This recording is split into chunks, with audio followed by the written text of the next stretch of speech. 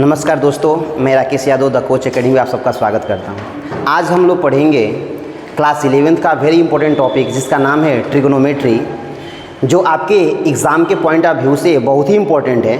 न कि class 11th में, जैसे आप क्लास 12th में जाओगे तो क्लास 12th में एक चैप्टर है जिसका नाम है बेटा क्या, कैलकुलस। कैलकुलस में ट्रिग्नोमेट्री का बहुत बड़ा रोल प्ले होता है। तो चलो स्टार्ट करते हैं ट्रिग्नोमेट्री।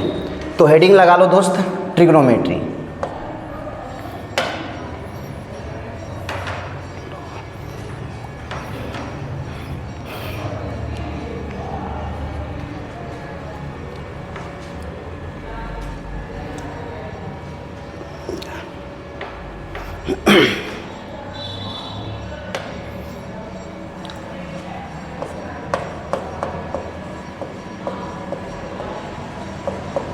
ट्रिग्नोमेट्री आज का जो हम लोग का टॉपिक है जिसका नाम है ट्रिग्नोमेट्री।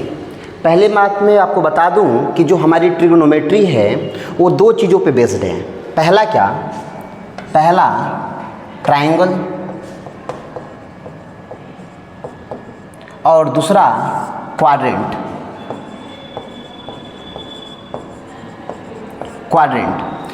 ट्रायंगल में भी बहुत टाइप के ट्रायंगल्स होते हैं, लेकिन हमको बेसिकली पढ़ना होगा क्या, राइट एंगल ट्रायंगल के बारे में। राइट एंगल ट्रायंगल क्या होता है बेटा? तो देखो, जैसे यहाँ पे ट्रायंगल बना हुआ है और यहाँ पे 90 डिग्री का एंगल बन रहा है, तो इस ट्रायंगल को हम लोग क्या बोलेंगे, राइट एंगल ट्रायंगल बोलेंगे। सपोज करना कि आपकी आँख यहाँ पे हो और आप अपनी प्यारी प्यारी आँखों से यहाँ से देख रहे हो, तो यहाँ जो यह एंगल थीटा है, तो इस सामने वाली साइड को बेटा हम लोग पी कहेंगे, इसको हम लोग बी कहेंगे, और 90 अंश के सामने के साइड को हम लोग एच कहते हैं। जैसे कि मैं आगे बताऊंगा अभी क्लास 10th को थोड़ा सा हम लोग रिकैप करा रहे हैं। तो यहाँ से क्या होगा कि जो एच स्क्वायर होता है वो p square plus b square के क्या होता है, इक्वल होता है।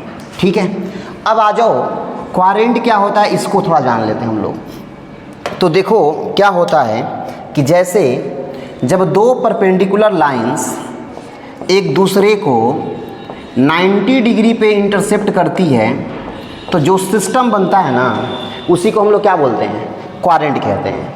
अब देखो, जहाँ पे दोनों लाइनें एक दूसरे को इंटरसेप्ट करती है बेटा, उसको कहते हैं ओरिजिन। क्या कहते हैं, ओरिजिन कहते हैं।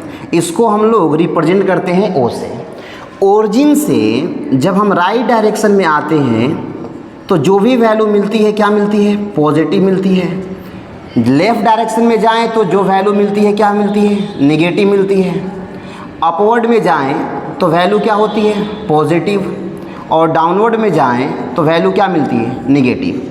और जहाँ पे प्लस प्लस होता है बेटा, उसको हम लोग कहते हैं फर्स्ट क्वाड्रेंट, और वहीं से एंटी क्लॉकवाइज डायरेक्शन में जाते हैं और सारी क्लास का नोटिफिकेशन दे देते हैं। तो ये क्या हो जाएगा, सेकेंड क्वाड्रेंट, ये हो जाएगा थर्ड क्वाड्रेंट, और ये हो जाएगा फोर्थ क्वाड्रेंट। यदि इतनी सी बातें आप ट्रिगो के बारे में जानते हो तो ट्रिगो मेरे लिए पढ़ाना आसान है। मैं आपको इसको नीट एंड क्लीन तरीके से मैं आपको पढ़ा सकता हूँ। तो चलो दोस्त, इसके बाद हम लोग देखें क्या कि जब हम लोग पढ़ रहे थे ट्रायंगल में एक वर्ड आया था बेटा क्या, एंगल। क्या आया था, एंगल। तो चलो अब इसको हम लोग डिराइव करें कि एंगल क्या होता है। तो हेडिंग लगा लो, एंगल क्या होता है।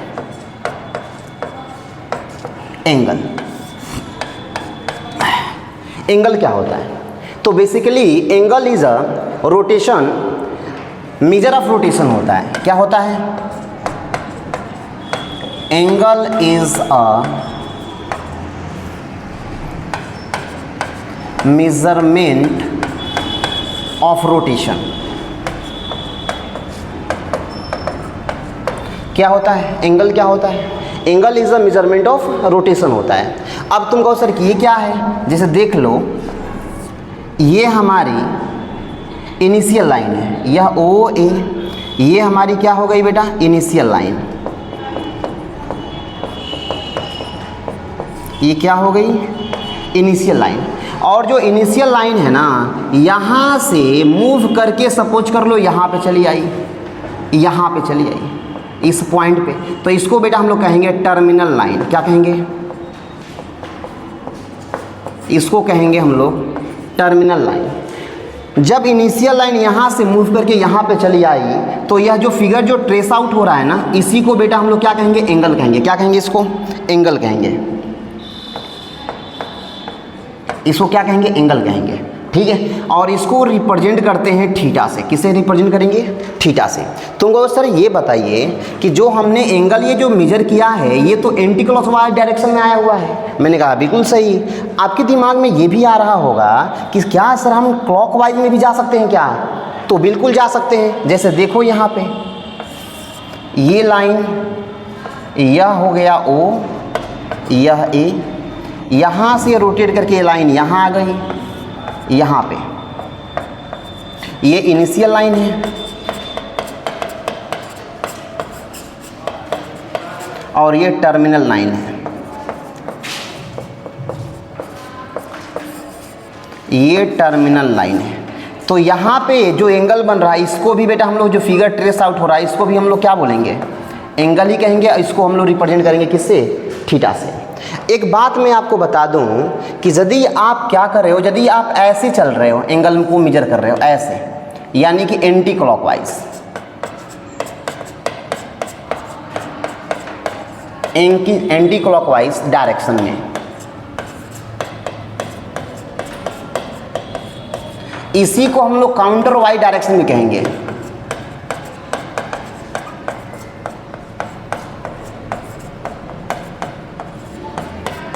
क्या कहेंगे? इसको काउंटर वाइज डायरेक्शन में कहेंगे। यहाँ पे जो हमारा एंगल मेजर होगा, एंगल वो क्या होगा बेटा? पॉजिटिव होगा। क्या होगा? पॉजिटिव होगा। और दूसरा, यदि हम लोग ऐसे मेजर कर लें एंगल को, इस कंडीशन में हम लोग कर लें, यानी क्लॉकवाइज,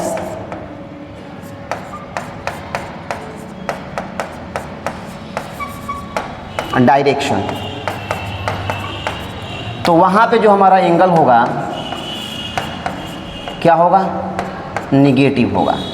इसका मतलब ये हुआ कि हमने यहाँ पे एंटी क्लॉकवाइज डायरेक्शन में एंगल को मेजर किया है तो ये वाला एंगल क्या हो जाएगा?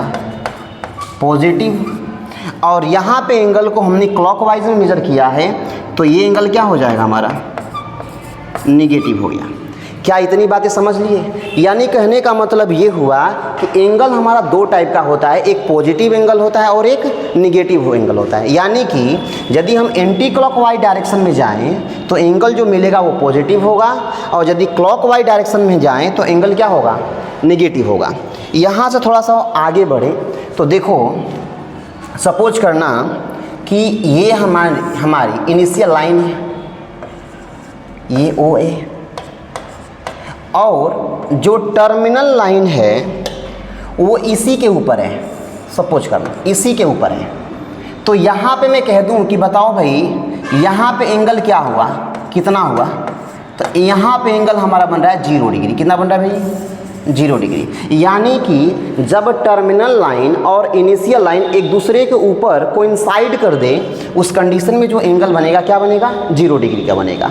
एक बात और बता रहा हूँ, सपोज कर लो जिसे तुम्हारा एंगल ये हो जाए, यानी कि टर्मिनल लाइन कुछ यूँ हो जाए, इनिशियल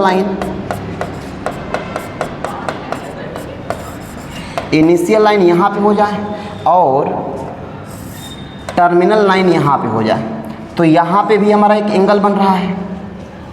कुछ एंगल हमारा ऐसे भी बन सकता है। सपोज करना है कैसे, इसको हम रफ कर दें।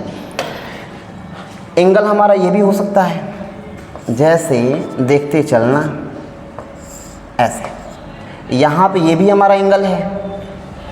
यदि हम कह दें क्या ऐसे बना ले, ये भी हमारा एंगल है। ये ऐसे आ जाए तो ये भी हमारा एंगल बन रहा है थीटा। यहाँ पे थीटा ये बन रहा है, ये भी हमारा थीटा है। सपोज करना, और यहाँ पे एंगल क्या हो सकता है? जैसे सपोज कर लो ये हमने इनिशियल लाइन ऐसे हो गई और टर्मिनल लाइन कुछ यूँ हो गई, यूँ। यहाँ पे भी ये एंगल बन रहा है थीटा।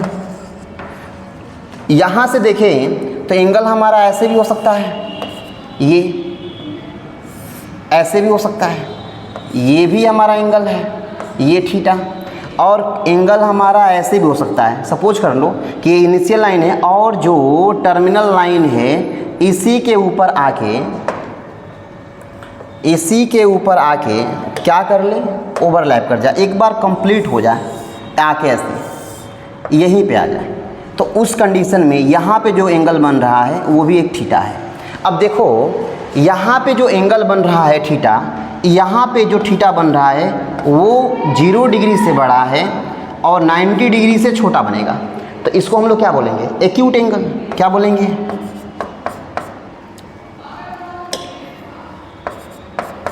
एक्यूट एंगल कहेंगे। ठीक है, इसको हम लोग क्या बोलेंगे, जब थीटा एक्यूरेट 90 डिग्री के बराबर आ जाए तो इस थीटा को हम लोग क्या बोलेंगे, राइट एंगल।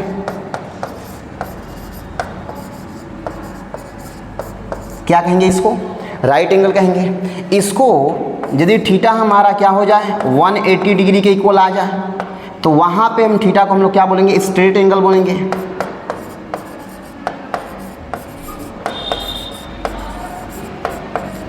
और ऐसे हो जाए, ऐसे, तो यहाँ पे ये हमारा एंगल बन रहा है, ये वाला। तो देखना यहाँ पे जो एंगल बन रहा है वो क्या है भाई, यानी कि 90 डिग्री से बड़ा हो और 180 डिग्री से छोटा हो, तो इसको बेटा हम लोग कहेंगे ऑब्ट्यूस एंगल। क्या कहेंगे, इसको ऑब्ट्यूस एंगल कहेंगे। और यदि हमारा एंगल क्या हो जाए, यहाँ पे थीटा जो दिखाई दे रहा है यहाँ पे, तो वो क्या है बेटा 180 से बड़ा है और 360 डिग्री से छोटा है, तो इस एंगल को हम लोग कहेंगे क्या, रिफ्लेक्स एंगल।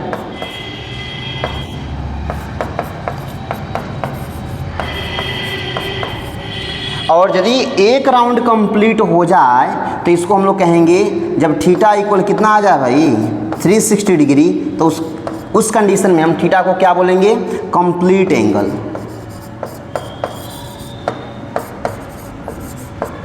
कंप्लीट एंगल कब होता है, जब एक रेवोल्यूशन क्या होता है, कंप्लीट हो जाता है, यानी कि एक जो कंप्लीट एंगल होता है वह एक रिवोल्यूशन के इक्वल होता है। क्या होता है, एक रिवोल्यूशन के क्या होता है, इक्वल होता है। अब हम देखें, थोड़ा सा और आगे बढ़ें और हम ये जानने का प्रयास करें कि रेंज ऑफ एंगल क्या होता है, यानी एंगल का रेंज कहाँ से कहाँ तक हो सकता है। तो अगला जो टॉपिक है हमारा, जिसका नाम है रेंज ऑफ एंगल।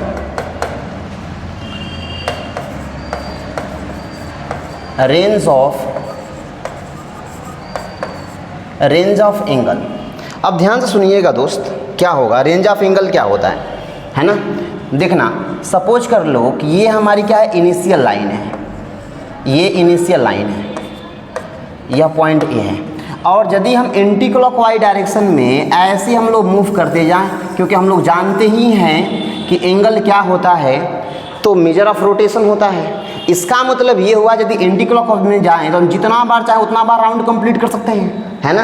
तो इसका मतलब यहाँ से थीटा का जो वैल्यू है वो 0 डिग्री से बड़ा होगा और इनफाइनाइट से छोटा होगा। और यदि यही कंडीशन हम लोग क्या देख लें, यहाँ पे ये हमारी ये लाइन O और ये A हो गया, क्लॉकवाइज में चले तो रिवोल्यूशन बेटा ऐसे होगा हमारा, यहाँ पे एंगल हमारा क्या होगा, निगेटिव। इसका मतलब यहाँ पे जो हमारा थीटा होगा वो क्या होगा, माइनस इनफाइनाइट से बड़ा होगा और 0 डिग्री से क्या होगा, छोटा होगा। और दोनों को कंबाइंड करके हम लिखें तो थीटा का वैल्यू माइनस इनफाइनाइट से बड़ा और इनफाइनाइट से क्या होगा, छोटा होगा। और इसी को हम लोग क्या कहेंगे बेटा, इसको हम लोग बोलेंगे रेंज ऑफ एंगल बोलेंगे। ये क्या हमारा, ये रेंज ऑफ एंगल, यानी कि कोई भी कोण है, कोई भी एंगल है तो माइनस इनफाइनाइट से बड़ा होगा और इनफाइनाइट से क्या होगा, छोटा होगा। अब थोड़ा सा आगे बढ़े इसमें हम लोग, तो सपोज करना कि आपको एक ट्रायंगल, आपको एक सर्कल गिवन हो, याद रखना यार, आपको सपोज करना कि आपको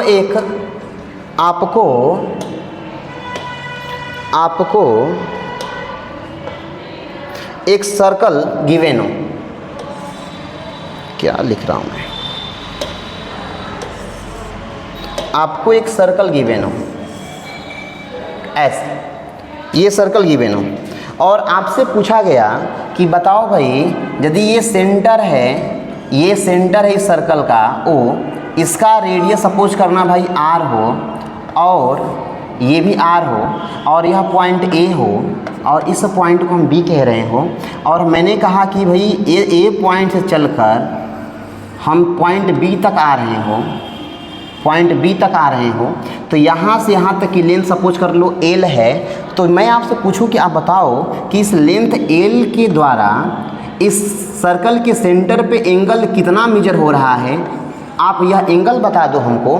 तो इस लेंथ को यदि हम आर से डिवाइड कर दें तो क्या मिल जाएगा हमको, यह एंगल मिल जाएगा कि सर्कल के सेंटर पे एंगल कितना मेजर हो रहा है। ये इजीली हम लोग क्या कर सकते हैं, फाइंड आउट कर सकते हैं।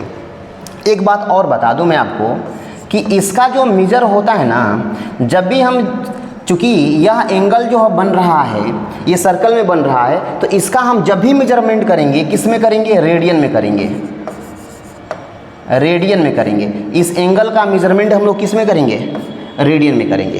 क्या इतनी बात समझ में आ रही है? अब यहाँ से हम लोग अगले टॉपिक की तरफ चले, जो अब तुम्हारा क्लास 11th का टॉपिक अब यहाँ से स्टार्ट हो रहा है।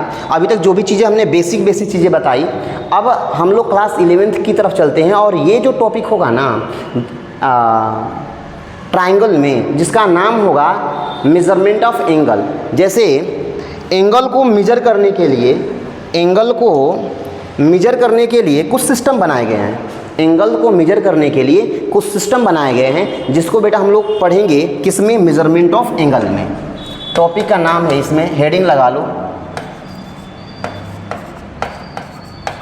Measurement of angle, measurement of angle. ठीक है, मेजरमेंट ऑफ एंगल में एक चीज़ मैं आपको बता दूं कि एंगल को मेजर करने के लिए 3 सिस्टम बने हुए हैं। एंगल को मेजर करने के लिए 3 सिस्टम बने हुए हैं, जिसमें हम पहले को कहते हैं सेक्साजेसिमल सिस्टम।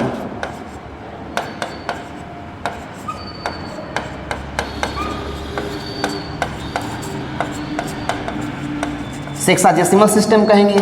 इसी को दूसरा नाम, इसको हम लोग इंग्लिश सिस्टम भी कहते हैं। इसी को हम लोग इंग्लिश सिस्टम भी कहते हैं। दूसरा जिसको हम लोग कहते हैं सेंटिसिमल सिस्टम।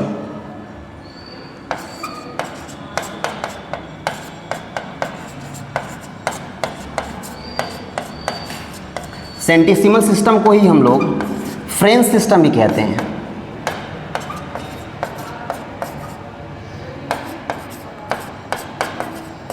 फ्रेंच सिस्टम कहते हैं। और जो तीसरा है जिसको हम लोग कहेंगे क्या, सर्कुलर सिस्टम।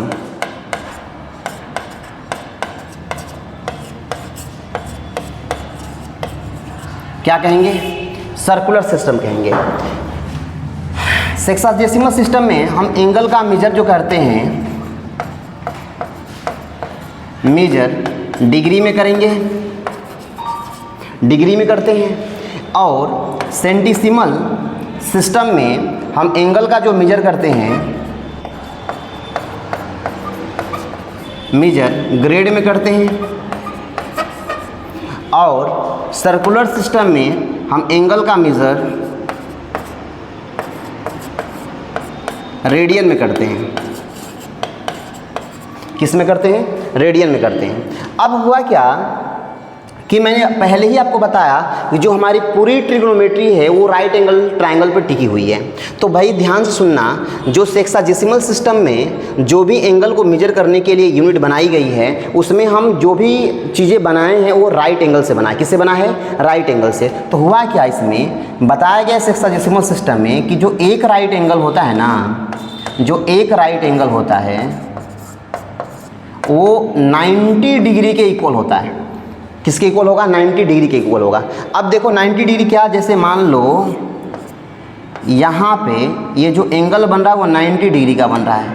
90 डिग्री का बन रहा है। अब हुआ ये, कहा गया क्या कि इसका 90 डिग्री बना हुआ है, यानी कि यदि इसको हम इक्वल भागों में डिवाइड करें तो इसे कितने इक्वल भाग होंगे, 90 इक्वल भाग होंगे। और एक भाग को 1 मिनट बोला गया, एक भाग को 1 मिनट बोला गया। तो इसका मतलब ये हुआ कि 90 भाग किसके बराबर होंगे, 90 मिनट के बराबर होंगे।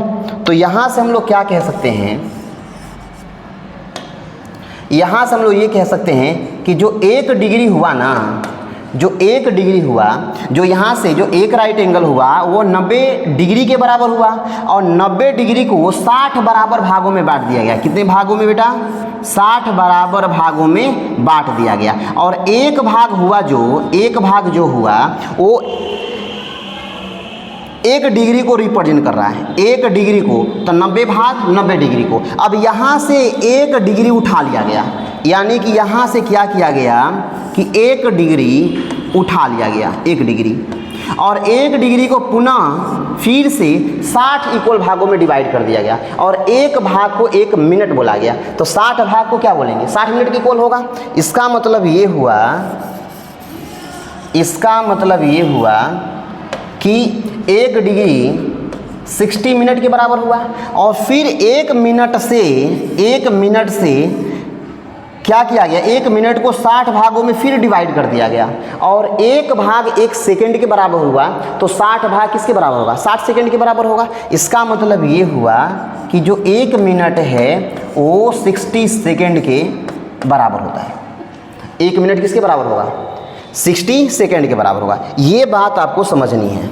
अब देखो हुआ क्या, तो सेक्साडेसिमल सिस्टम में बस यहीं तक पढ़ा गया है कि जो एक राइट एंगल होता है, एक राइट एंगल में 90 डिग्री होता है, और 1 डिग्री 60 मिनट के बराबर होता है, और 1 मिनट 60 सेकेंड के बराबर होता है। अब ध्यान से सुनिएगा दोस्त कि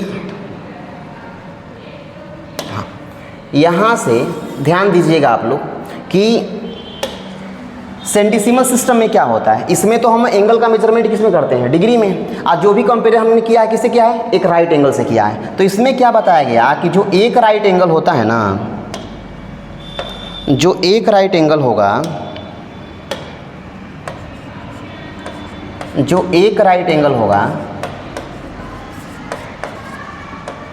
वो 100 ग्रेड के बराबर होता है। किसके बराबर होगा, 100 ग्रेड के बराबर होगा। और यानी कहने का मतलब ये हुआ कि यह राइट एंगल है, 90 डिग्री है, वो ये किसके बराबर है, 100 ग्रेड के बराबर है।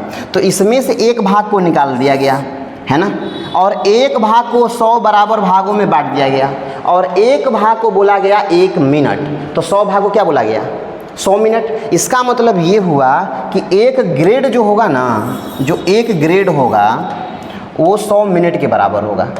जो एक ग्रेड है वो किसके बराबर होगा, 100 मिनट के बराबर है, ठीक है। और जो 1 मिनट है पुनः उसको इसमें से 1 मिनट निकाला गया है और 100 भागों में बांट दिया गया, और 1 मिनट को बोला गया 1 सेकेंड। तो 100 भागों में बांटा गया तो क्या बोलेंगे उसको, 100 सेकेंड बोलेंगे। तो 1 मिनट किसके बराबर हो गया, 100 सेकेंड के बराबर हो गया, 100 सेकेंड। या कंफ्यूज मत होइएगा कि ये वाला और ये वाला मिनट दोनों अलग है। ये वाला मिनट सेक्साडेसिमल सिस्टम का है और ये वाला मिनट सेंटीसिमल सिस्टम का है, ठीक है। अब देखना कि यहाँ से हुआ क्या, तीसरा, यहाँ से सर्कुलर सिस्टम में हम लोग एंगल का मेजरमेंट हम लोग किस में करते हैं भाई, रेडियन में करते हैं। अब देखना कि सर्कुलर सिस्टम में क्या होता है। तो वहाँ सर्कुलर सिस्टम में जैसे जो एक राइट एंगल होता है ना, एक राइट एंगल जो होगा उसको वो π/2 रेडियन के इक्वल होता है। जो एक राइट एंगल होता है वो π/2 रेडियन के बराबर होता है।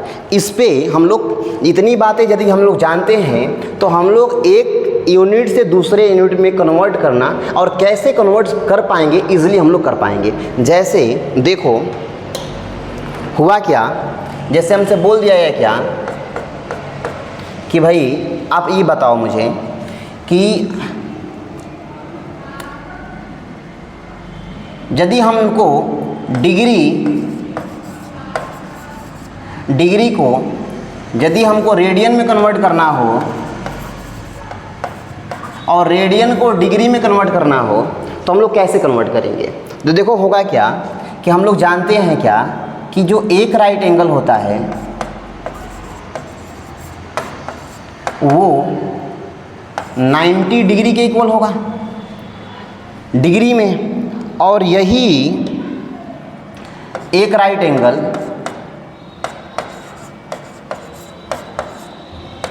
π/2 रेडियन के बराबर होगा सर्कुलर सिस्टम में, रेडियन में। अब यहाँ से दोनों को हम इक्वल कर दें, दोनों को हम इक्वल करने की कोशिश करें तो 90 डिग्री जो है वो π/2 रेडियन के क्या होगा बेटा? इक्वल हो जाएगा। अब देखना यहाँ से कि जब मैं बोल दूँ कि बेटा तुम बताओ मुझे यहाँ से कि 1 डिग्री किसके इक्वल होगा, 1 डिग्री किसके इक्वल होगा, तो आप कैसे निकालोगे? है कि नहीं है? तो 1 डिग्री निकालने का मस्त फंडा है क्या कि यहाँ पे करें क्या, इसको हम लोग कन्वर्ट कर ले पहले 180 में। यदि 90 डिग्री π/2 के इक्वल है तो 180 डिग्री किसके इक्वल होगा बेटा? 2 से मल्टीप्लाई हो जाएगा तो पाई रेडियन के इक्वल होगा। अब यहाँ से मैं बोलूँ कि 1 डिग्री किसके इक्वल होगा, तो π/180 रेडियन के इक्वल होगा नहीं। और दूसरी बात यहीं से मैं बोल दूं कि बताओ भाई कि पाई जो रेडियन है, पाई रेडियन है 180 डिग्री के इक्वल है, तो 1 रेडियन किसके इक्वल होगा, तो 180 पाई डिग्री के इक्वल होगा। ठीक है, ये 2 बातें आपको समझ में आ जानी चाहिए। जैसे मान लो कोई हमसे ये पूछ दे कि बताओ भाई कि क्वेश्चन ये पूछ दे कि convert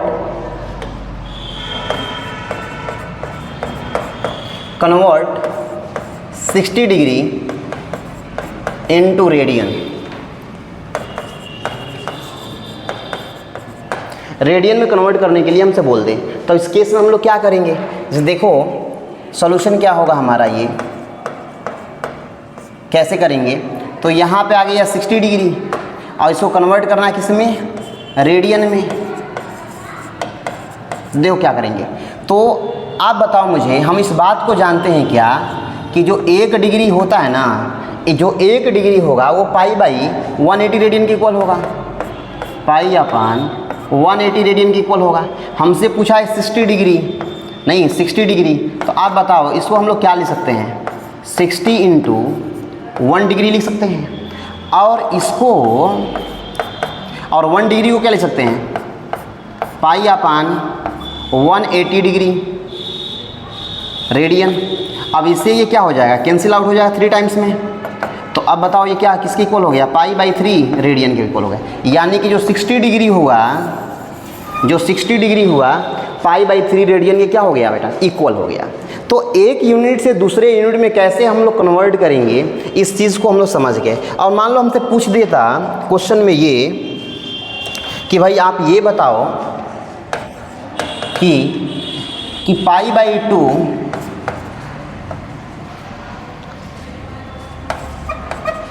convert into degree. Degree में पूछ लेता तो क्या करते हम लोग, तो यहाँ पे क्या करते हैं सॉल्यूशन में, देखना सॉल्यूशन में क्या करते हैं कि यहाँ पे हम लोग क्या लिखते भाई,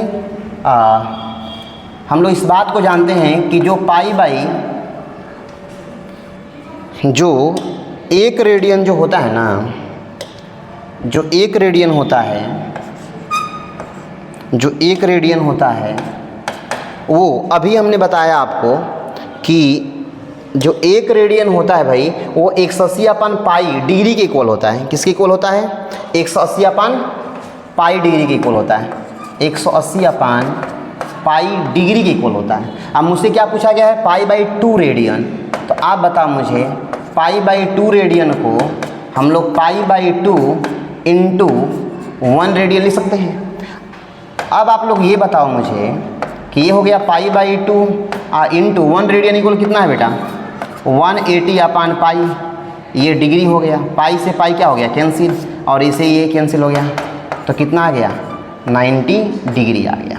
तो एक बात तो आप लोग समझ गए कि भाई कि यदि हमको डिग्री से रेडियन में कन्वर्ट करना हो या रेडियन से डिग्री में कन्वर्ट करना हो तो हम लोग क्वेश्चन को कैसे इजीली कन्वर्ट कर लेंगे। और दूसरी बात कि मान लो तीनों में कन्वर्ट करना हो तो कैसे करेंगे, सपोज करना।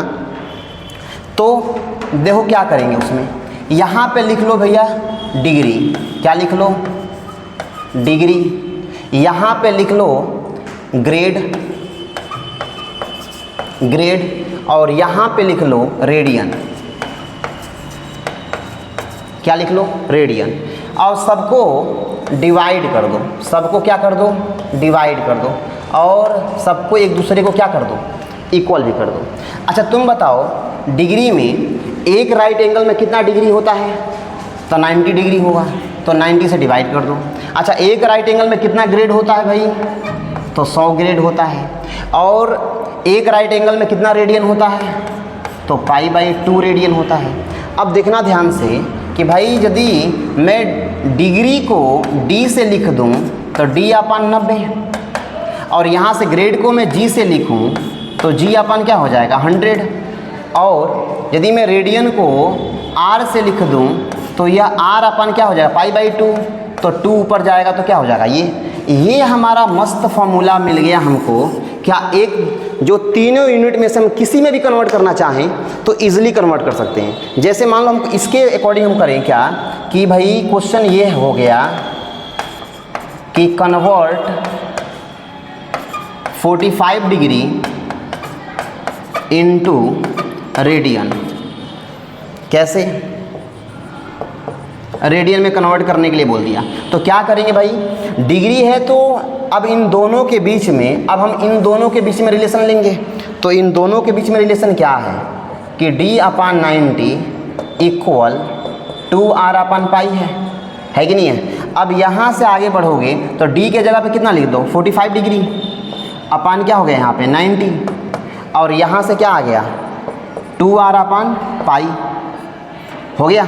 अब देखो यह कितनी बार में कट गया भाई, 2 बार में। अब यहाँ से हम लोग आगे बढ़ें तो क्या हो जाएगा, क्रॉस मल्टीप्लाई कर दो तो 4r इक्वल क्या हो गया पाई, तो r बराबर कितना हो गया π/4, यानी कि रेडियन में उसका वैल्यू कितना होगा π/4 के इक्वल होगा। समझ में आ रहा है। तो हम लोग ये समझ लिए कि एक यूनिट से दूसरे यूनिट में या दूसरे से तीसरे यूनिट में जो एंगल को मेजर करने के लिए जो सिस्टम बनाए गए हैं उसको हम कैसे मेजर करेंगे, ये हमने तरीका सीख लिया। और अगले एपिसोड में हम लोग ये देखेंगे कि क्वेश्चन लेकर आएंगे, अलग अलग तरीके के क्वेश्चन लेकर आएंगे, कैसे कन्वर्ट करेंगे इसके बारे में कल जानेंगे। चलो दोस्तों रहने दो, यदि ये वीडियो पसंद आई है तो इसको लाइक करो, सब्सक्राइब करो और शेयर करो।